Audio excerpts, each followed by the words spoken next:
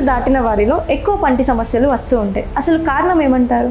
So ఈ 6 to 14 years పిల్లలలో ఎక్కువగా సో ఈ థమ్ సకింగ్ హ్యాబిట్ ఉండడం వలన మొత్తం ఈ ఎముక అనేది 14 ఇయర్ వచ్చేసరికి అన్ని టీత్ వచ్చేసి ఉంటాయి. సో ఈ ఏజ్లో వన్స్ ఎనామిల్ ఇస్ లాస్ట్. ఇప్పుడు మనతో ఉన్నారు డాక్టర్ కృష్ణ సౌమ్య గారు, general dentist. Hello ma'am. Hello, ఎలా ఉన్నారు? ఏ వయసు దాటిన వారిలో ఎక్కువ పంటి సమస్యలు వస్తూ ఉంటాయి? అసలు కారణం ఏమంటారు? పంటి సమస్యలు రావడానికి వయసుతో సంబంధం లేదు. అన్ని ఏజ్ గ్రూప్ వాళ్ళకి డెంటల్ ఇష్యూస్ అనేవి ఉంటాయి అన్నమాట. ఓకే, ఒక్కొక్క ఏజ్లో ఒక్కొక్క విధమైన డెంటల్ ఇష్యూస్ ఉంటాయి. సో 6 ఇయర్స్ లోపు పిల్లలకి ఒక విధంగా ఉంటాయి. అంటే వాళ్ళు బాటిల్ ఫీడింగ్ హ్యాబిట్ ఉన్న వాళ్ళకి ఎక్కువగా ఈ బాటిల్ ఫీడింగ్ మిల్క్లో షుగర్ అనేది ఎక్కువ యాడ్ చేస్తే అవి నైట్ అంతా పెట్టుకొని పడుకోవడం వలన ఆ రీటైన్ అయ్యి పంట మీద అలాగ షుగర్ కోట్లాగా ఫామ్ అయ్యి దాని వలన పంటి సమస్యలు వస్తాయన్నమాట. సో అవి పీడియాట్రిక్ డెంటిషన్ అనేది ట్రీట్మెంట్ ద్వారా వాళ్ళు ట్రీట్మెంట్ చేయించుకోవాల్సి వస్తుంది. వాళ్ళు చెకప్ చేయించుకొని దానికి తగినట్టుగా ట్రీట్మెంట్ చేయించుకోవాలి.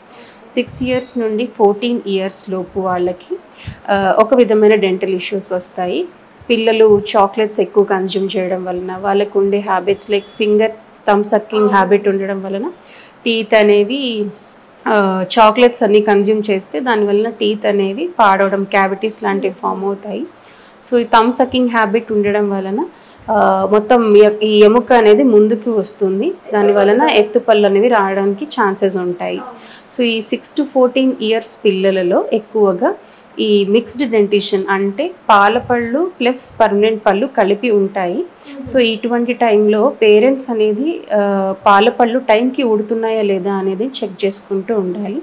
సో టైంకి పాలపళ్ళు ఊడకపోతే ఈ పర్మనెంట్ పళ్ళు అనేవి ప్రాపర్ యాంగిల్లో రావు. అసలు ఏ ఏజ్లో పాలపళ్ళు ఊడుతున్నాయి అంటారు? కంప్లీట్గా అయితే 6 నుండి 14 లోపు పాలపళ్ళు అన్నీ ఊడడం, కొత్త పళ్ళు రావడం స్టార్ట్ అవుతుంది. 14కి పాలపళ్ళు అన్నీ ఊడిపోయి కంప్లీట్గా పర్మనెంట్ పళ్ళు వచ్చి ఉంటాయి. సో 6 to 14 మధ్యలో ఈ పాలపళ్ళు ఇంకా పర్మనెంట్ పళ్ళు కలిపి ఉండడం వలన ఒకటి ప్రాపర్గా వచ్చి ఒకటి సైడ్కి వంగి ఇట్లా తిరిగి ఉంటాయి అన్నమాట. సో అవన్నీ కూడా వస్తున్నాయా లేదా, ప్రాపర్ యాంగిల్లో వస్తున్నాయా, ఊడాల్సిన టైంకి ఊడుతున్నాయా లేదా అనేది పేరెంట్స్ చెక్ చేసుకుంటూ ట్రాక్ చేసుకుంటూ ఉండాలి.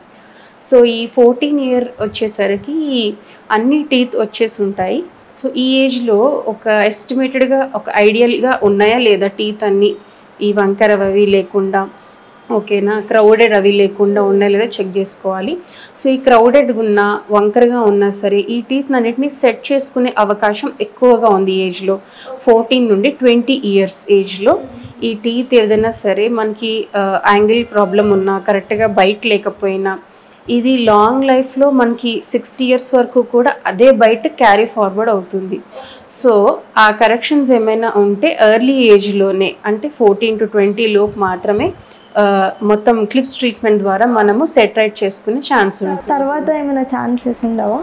20 ఇయర్స్ తర్వాత కూడా మనం క్లిప్స్ ట్రీట్మెంట్ కానీ అలైనర్స్ లాంటి వాటి కానీ ట్రీట్మెంట్ చేసుకునే ఆప్షన్ ఉంటుంది. కానీ ట్రీట్మెంట్ డ్యూరేషన్ అనేది ఎక్కువ పడుతుంది కంపేర్ చేస్తే. ఈ 14 to 20 ఇయర్స్లో వాళ్ళతో కంపేర్ చేస్తే 20 ఇయర్స్ దాటిన తర్వాత ఈ ట్రీట్మెంట్ డ్యూరేషన్ ఎక్కువ అవుతుంది కాబట్టి ఎక్కువ సిట్టింగ్స్ అవుతుంది, ఎక్కువ నెలలు ట్రీట్మెంట్ చేయాల్సి వస్తుంది. సో ఈ 14 to 20 ఇయర్స్లో మెయిన్గా హైజీన్ అనేది మెయింటైన్డ్గా ఉండాలి. ఎందుకంటే అప్పుడే వచ్చిన టీత్ పాడవకుండా ఇంకా ఎక్కువ ఛాన్సెస్ ఉంటాయి పాడవడానికి. టీత్ మధ్యలో క్యావిటీస్ గ్యాప్స్ రాకుండా ఉండడం, బ్రషింగ్ అనేది మెయింటైన్ చేయడము.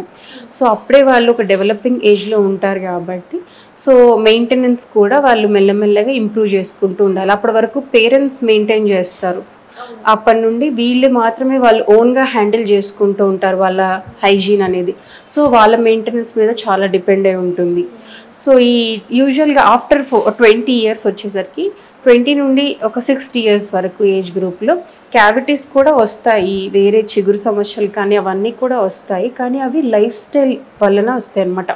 మనం తీసుకునే ఫుడ్ వలన, జంక్ ఫుడ్ కానీ స్వీట్స్ కానీ ఎక్కువగా స్మోకింగ్ వల్ల కూడా వస్తుంది అనుకుంటా. ఆ స్మోకింగ్ వల్ల కూడా చిగురు అనేది బాగా పన్ను నుండి సెపరేట్ అయిపోతూ ఉంటుంది, ఎముక అనేది వీక్ అయిపోతుంది. ఈ హ్యాబిట్ ఏదన్నా ఉన్నా సరే పర్సిస్టెంట్గా లాంగ్ టర్మ్లో అంటే ఈ 20 years ఏజ్లో ఉండే ఈ స్మోకింగ్ హ్యాబిట్ వలన 60 years వరకు దీర్ఘకాలంలో వచ్చే డెంటల్ సమస్యలు చాలా ఎక్కువగా ఉంటాయి.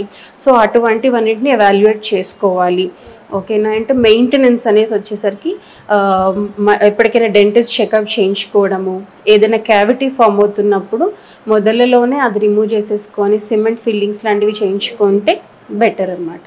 పంటి నొప్పి ఎందుకు వస్తుంది? యూజువల్గా టీత్ క్యావిటీస్ ఏమైనా ఫామ్ అయితే పంటి నొప్పి వస్తుంది.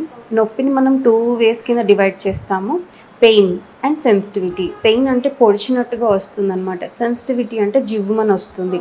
సో రెండింటిని ఒకటే అనుకుంటారు చాలామంది తెలియక. సో పెయిన్ సెన్సిటివిటీ రెండు డిఫరెంట్. పెయిన్ ఎందుకు వస్తుందంటే పనిలో క్యావిటీస్ కానీ ఫుడ్ ఇరుక్కోవడం కానీ లేదంటే ఉన్నప్పుడు వాటిని ఎవాల్యుయేట్ చేసుకోవాలి. మనకి ఏదైనా క్యావిటీ ఫామ్ అయిందన్నప్పుడు ఫుడ్ ఇరుక్కుంటూ ఉంటుంది, అలా ఇరుక్కొని టీత్ మధ్యలో క్యావిటీ పెరిగి పెద్దదవుతుంది. సో పన్ను పైన కనిపించే లేయర్ అంతా హార్డ్ లేయర్, లోపల కనిపించేదంతా సాఫ్ట్ లేయర్. సో ఈ హార్డ్ లేయర్ని దాటి ఈ క్యావిటీ అనేది సాఫ్ట్ లేయర్ వరకు రీచ్ అవుతుంది. అప్పుడు మాత్రమే మనకి పెయిన్ అనేది తెలుస్తుంది. ఓకే. ఈ క్యావిటీ ఈ హార్డ్ లేయర్ నుండి సాఫ్ట్ లేయర్కి వెళ్ళే లోపు మనకి సెన్సిటివిటీ వస్తుంది. అంటే సెన్సిటివిటీ అనేది ఒక సైన్, మనకి టీత్ క్యావిటీ ఫామ్ అయింది, ఇంకా ఇమ్మీడియట్గా ఫిల్లింగ్ కానీ ఏదైనా చేయించుకోకపోతే it will turn into root canal అనేది అదొక సైన్. సో సెన్సిటివిటీ అనేది కూడా మనం అంటే ఈ పళ్ళు అరగడం వలన వాటి వలన వస్తుంది. సో పెయిన్ అనే దాని వరకు వస్తే మనకి పెయిన్ కొన్నిసార్లు నైట్ టైమ్స్ వస్తుంది, డే టైమ్స్ వస్తుంది. కంటిన్యూస్గా పెయిన్ ఉంటే మాత్రము ఒక ఎక్స్రే చెకప్ చేయించుకొని ఒక ఎక్స్రే తీస్తారు డాక్టర్, దాన్ని బట్టి మనము ట్రీట్మెంట్ ఆప్షన్ ఏంటనే తెలుస్తుంది. ఆ పన్ను ఫిల్అప్ చేస్తే సరిపోతుందా, రూట్ కెనాల్ చేయించుకోవాలా అనేసి అని. సెన్సిటివిటీ అంటే మాత్రము పన్ను అరగడం వల్ల వస్తుంది సెన్సిటివిటీ అనేది. అది జివ్వు మనకు ఫీలింగ్ ఉంటుంది.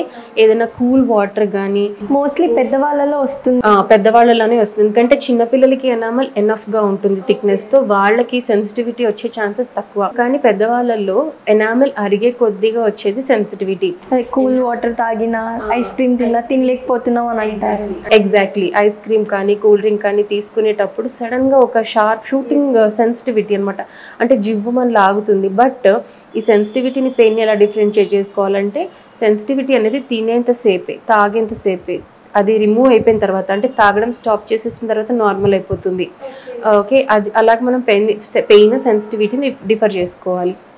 సెన్సిటివిటీ అనేది ఎనామిల్ పోవడం వలన వస్తుంది.